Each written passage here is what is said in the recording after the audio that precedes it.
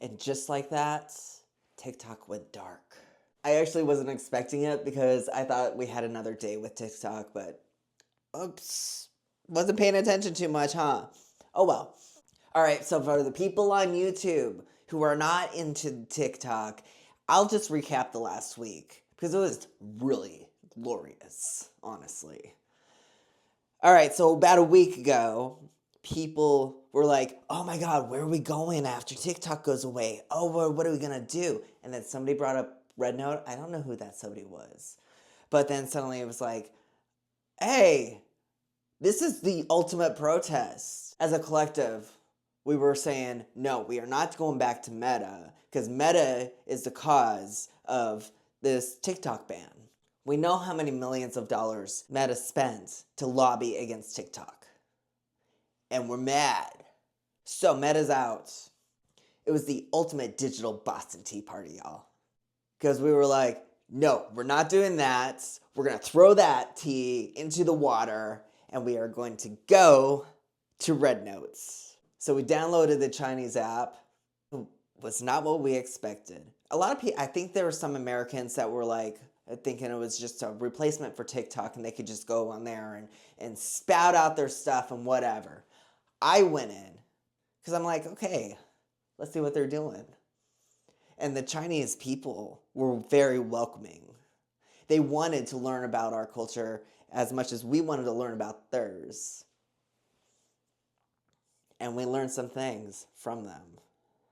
All right, first of all, a lot of Americans got banned because they were being asses. They were spouting out politics, spouted out, what Americans do on social media. Being very brass. And it's like, you don't just go onto an app of a different country and expect it to be like an American app where we have been so encompassed into the toxicity of social media on every single corner that people thought that that was all social media. And it's not. The Chinese aren't like that. The app is like basically an Instagram format with Pinterest. So they talk about their culture, their food.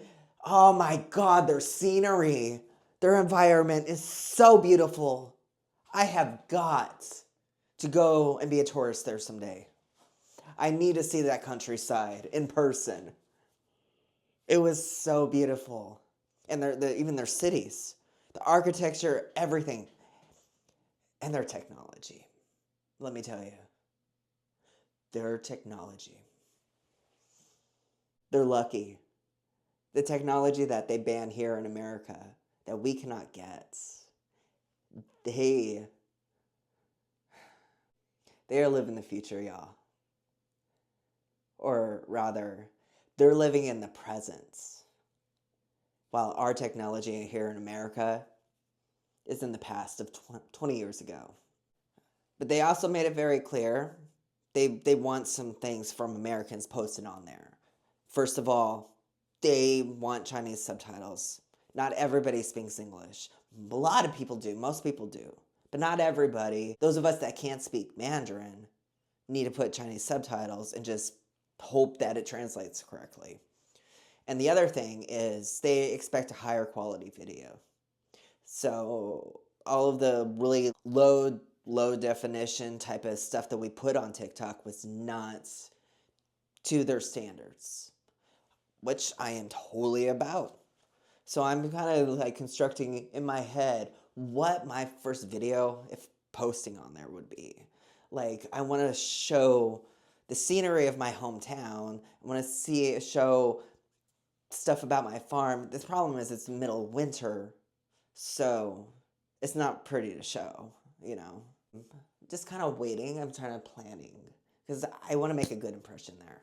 So we got that cleared up about Red Note.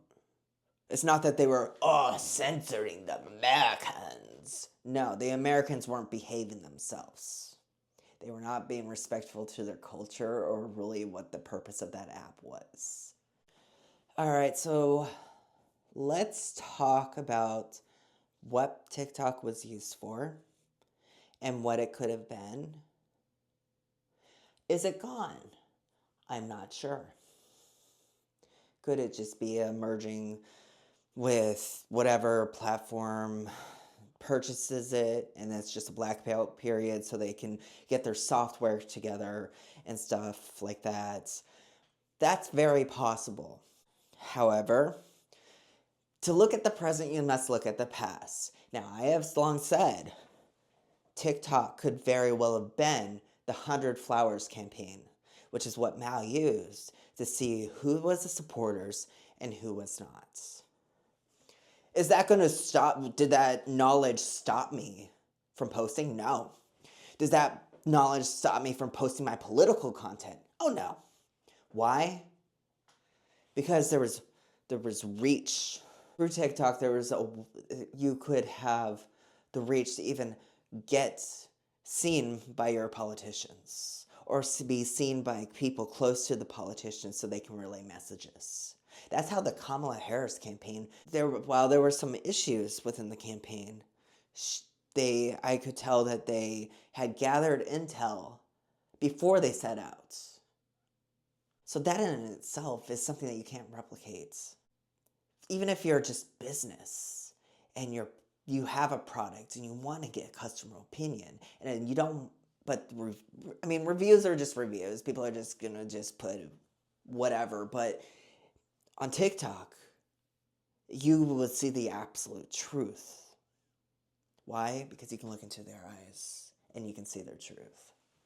Let's get back to the 100 Flowers campaign. I suspect, and have suspected this entire time, that it was a replication of the 100 Flowers campaign, of who is loyal to who and what side, and where they actually stand for. Now, which side uses this 100 Flowers campaign? That's the question. What they would use it for? That's a good question. I don't know. All we can do is see. But they got everybody who has spoken their truth. Everybody is categorized. And this was a more efficient and correct way to categorize people than you can do on Meta. Because, I don't know, Meta had me categorized one time as a conservative. Me? They had me categorized as a conservative. Why? Because I like guns. I guess. Because I rant about free speech. I'm ranting about all our freedoms. It's like, you can be a patriot and be patriotic, but not subscribe to the neocon values. Y'all realize that, right? Those are just some of my reflections that I have right now as TikTok has gone dark. And we will just see what goes after this, I love you guys. I'll talk to you later.